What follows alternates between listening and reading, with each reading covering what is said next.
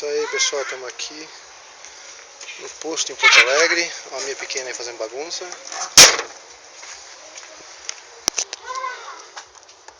Carreguei uma carga bem ruim, não tinha jeito de carregar para não dar excesso de altura e nem de largura. Tive que carregar dessa forma aí, ó. Senão ia dar excesso de largura e de altura. Isso é o mesmo que eu levei outro dia, que eu botei carga especial. Aí o vídeo tem aí, carga especial, carga excessiva. Tá bem amarrado o negócio aí. Mas ainda assim é perigoso, porque o ponto de apoio é muito pouco. Tá cheio de corrente aí. Passei ali um laço ali. Corrente pra lá, corrente pra cá.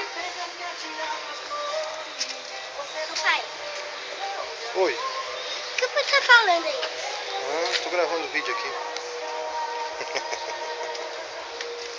Então vamos lá.